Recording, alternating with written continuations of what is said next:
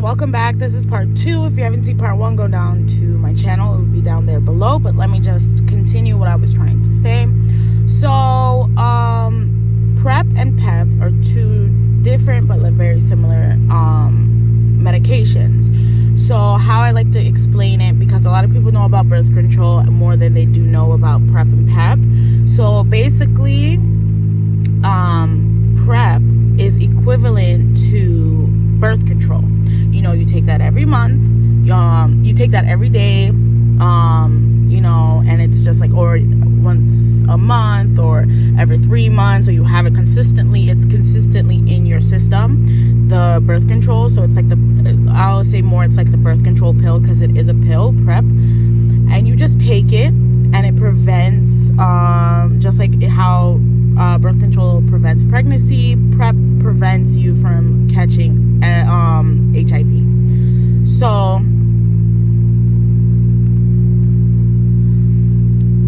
PEP now is equivalent to Plan B, which is emergency contraception. So Plan B is a pill that is like a high dose of birth control. It's like it's taking all 30 pills in one. It's a higher dose of birth control, and it's supposed to prevent pregnancy if you've had unprotected sex within 72 hours. Same thing as PrEP. Not PrEP, PEP. It's the same thing as PEP. PEP now is a pill that you take. Well, you take it for 28 days. Sorry, you take it for 28 days. And PEP is pills that you take every day for 28 days that prevents you from contracting HIV. Now, how that works is basically, if you've had it, you have to take it within 72 hours of having unprotected sex with, or potential exposure, because you can take PEP even if you've shared a needle, or you've gotten cut, or the person's blood that is HIV positive got onto you. That is something that you take for 28 days. You do that. A lot of cops do that. A lot of people who are high risk, like doctors and things, they use PEP because sometimes they are exposed and they don't want to contract HIV. Now, how it works is basically that if you are exposed and HIV is present in the fluid that happened to be in your that entered your body, PEP stops HIV from spreading, and it stops from it from spreading. And if it's you don't make it spread for 28 days, you stop the spread for 28 days, it eventually dies. Like, it dies, but you have to consistently do it for 28 days. So that is what it is. So you could have it and you could not have it. It's just preventative, basically. It's just something that because you don't know if they are HIV positive. You don't know if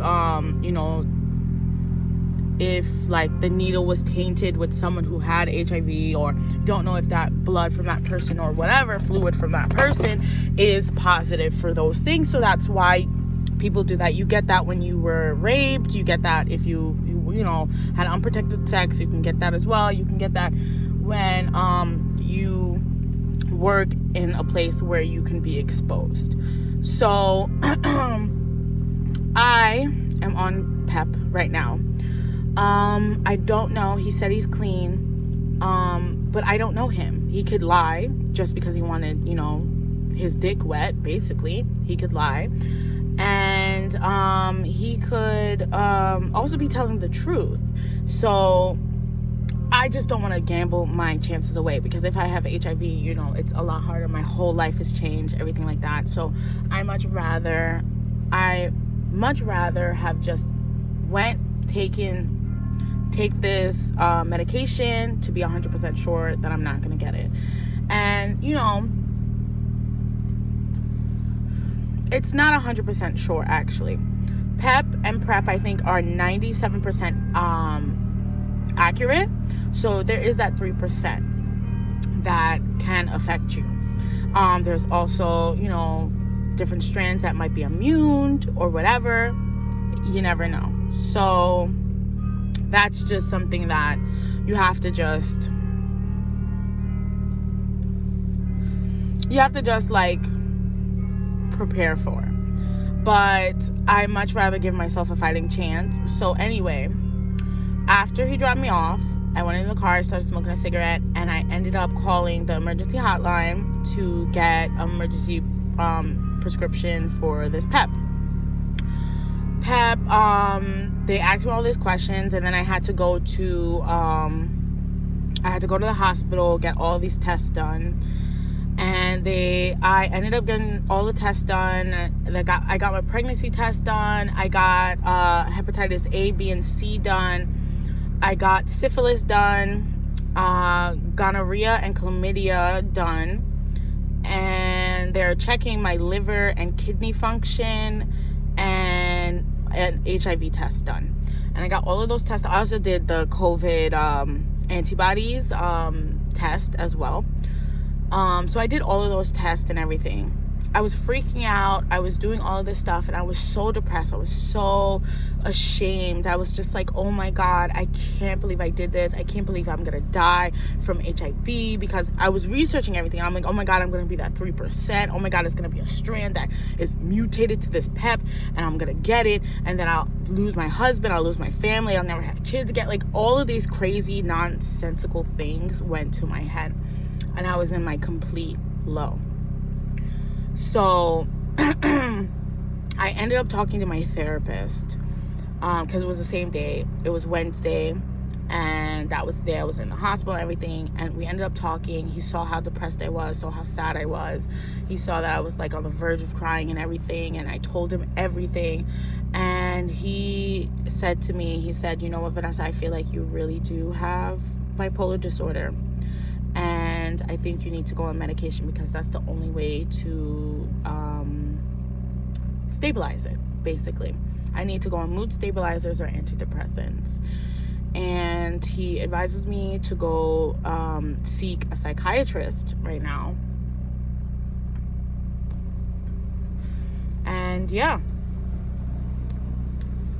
he says that he told me that like your highs were those things, because I said to him, I said, I don't understand.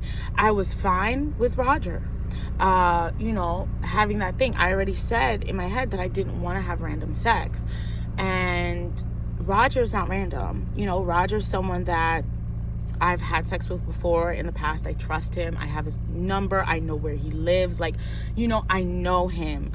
You know what I'm saying? Like, he's not a random person. So I felt safe with him. And I said, I don't understand why I went from someone I felt safe with to someone that I never even met. And I don't get that connection. And he's like, that is just a high. That's something that you lose that judgment. And yeah, that's pretty much my bipolar episode. It was really crazy, because when you're in a high, I don't know if it's everybody else, but from my highs, I don't think that I'm in my high. Like, I don't think that it's not normal. I thought like, oh yeah, like I've done this before, I could do this again. But then all of a sudden you just crash into a low, and it's like regret, remorse, like your judgment comes back, and it's just like, what the hell? And I was so pissed off. And I was so upset with myself. So I just wanted to come on in there and say, this is what's happening right now. And if you suffer from bipolar disorder, or you feel like you're doing the same thing, seek help. I'm seeking help. And I hope this was informative to you. And don't be afraid to say that you are taking action against something that, you made a mistake. This mistake could have affected my life completely, but I took preventative action to help against that. I hope I don't have HIV. I hope he really is clean. And even if I do, I hope that this PEP really does work for me. I'm taking it religiously right now. And yeah, I hope you guys like this video. Please like, comment, subscribe, hit the notification bell button down below, and like usual, we'll chat. So peace.